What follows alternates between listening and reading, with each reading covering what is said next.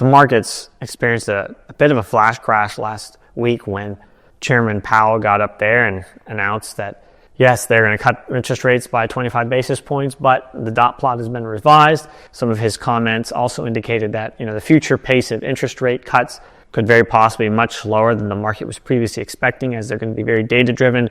They need to see clear evidence in these inflation readings moving forward that inflation is indeed trending lower towards their long-term 2% target, because recent readings have not indicated that.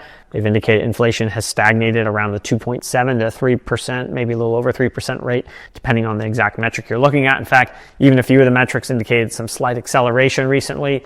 And so those are concerning signs. And so the market really was almost panicking about that, thinking, okay, rates are going to be higher for longer. Inflation is going to be higher for longer. These are going to be some headwinds for businesses, and maybe they need to recalibrate some of their very bullish valuation expectations that they had in the future.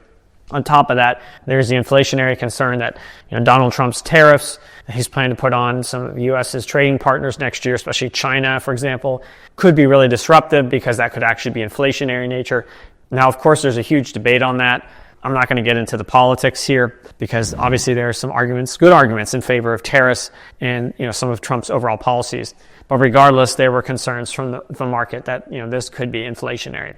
However, while some may be panicking about this news and thinking, oh no, the stock market's falling, I'm going to sell, I'm going to get out before any more drops occur, I'm going to just trying to guess where the market's going to go the next day or week. I'm more of a long-term value income focused investor. And so when the market crashes, especially when high yield stocks take a beating, I actually get really excited, and I view it as a huge gift, not as something to be concerned about. And so for those reasons, I'm actually saying thank you, Jerome Powell. Thank you, Federal Reserve. I really appreciate this announcement, because it gives me a much better opportunity to execute my investing strategy. Before I get into the specifics of that, and even some of the stocks I really like right now, if you could please subscribe to my channel, help me grow it, I would greatly appreciate it. Thank you so much. Okay, so what is this great gift that Jerome Powell's given us? Well, again, bottom line up front, it's that when the stock prices fall, I get excited. Warren Buffett himself, Oracle of Omaha, one of the greatest investors, certainly probably the most famous value investor of all time, he's quoted as saying that, why do people get upset when the market falls? If you're going to be a net buyer of stocks over time, as he plans to be, as I plan to be, why do you like it when the price at which you want to buy goes down? It's just like if you need to buy food for the rest of your life, you should be happy when food prices drop, not when they rise. Now, if you're a farmer, obviously that's a different story. But if you're just a regular person like me who buys food to survive, you get excited when prices go down. Likewise, I'm going to plan to buy stocks the rest of my life, so I'm excited whenever stock prices go down, because that means my future purchases are going to be cheaper, and I only plan on living off dividends from them, not of actually selling off the principal. And so again, I don't care what the stock price is. In fact, I want it to be lower so I can buy more at a higher yield, thereby grow my income faster. As long as my dividends don't get cut, I actually want the stock price to come down.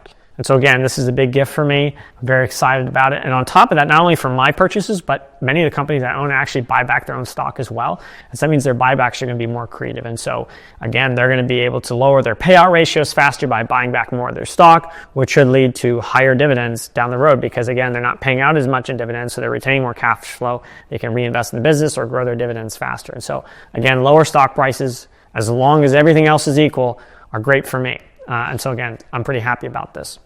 Now, how am I taking advantage of this gift? Before I get into that, if you could please give this video a like. Again, it'd really help in this distribution. Thank you so much. Okay, so how am I taking advantage of this? Well, it's awesome. I mean, the selling off of the market was pretty indiscriminate. Some of the big asset players, asset managers like Brookfield that I've invested in the past and made big gains off of, they're starting to pull back. I hope they pull back some more. I'm not planning to buy yet, but if they pull back a bunch more, I probably will. Blue Owl Capital, another one that I just recently sold on the run up to almost $24 a share. I would buy back if it falls back a little bit more. Again, it's got an exciting long-term growth story. I just did that because I wanted to free up some capital to take advantage of another really attractive opportunity, but hoping for a dip into the low 20s, I'll buy back in. The energy sector is looking extremely attractive right now. Canadian Natural Resources, CNQ, that's one I really like. Permian Resources, another one that's taking a beating, has a nice dividend yield. Both of those do. I like both of them a lot. I'd like to see a bigger pullback, but I'm really liking some of the pullbacks in the midstream space, especially Enterprise Products Partners really rallied hard, but has come back down to a more reasonable level. Again, as it moves to around $30 a unit or lower, I'm going to be buying back in. That 7% plus yield is too attractive to give up, especially with the best-in-class balance sheet, the solid distribution growth profile, and the excellent management team there. I'm really excited about the Brookfield subsidiaries. I know I'm always talking about them, but I just think they're very well-run businesses. Brookfield Infrastructure Partners, Brookfield Renewable Partners, again, as long as you don't overpay for them, if you insist on an attractive, good starting yield, between the growth they generate, the well-structured business models that are resistant to inflation, yet also benefit from lower interest rates, and so they're well-balanced on that front, high-quality assets, their capital recycling business model I really like. Those are great buys right now, especially BEP, Brookfield Renewable Partners. There are so many good opportunities, even in the mining space. Newmont has got probably one of the finest portfolios of gold and copper assets in the world. They've been doing an excellent job of selling off their non-core assets, getting a lot of cash from those proceeds, using it to deleverage their balance sheet. I think they've pretty much reached their leverage target by now. And they're also buying back stock very aggressively right now while the stock price has gotten beaten down. So I like that a lot about them. They have a great balance sheet. I think there's a lot of upside for them as well. So, it's pick what you want here. It's a huge buffet of opportunities. Thank you, Jerome Powell. Thank you, Federal Reserve. I'm rejoicing with these opportunities. And so, I hope you'll join me at the big dividend buffet this Christmas season. And, happy investing. Thank you so much. See you next time.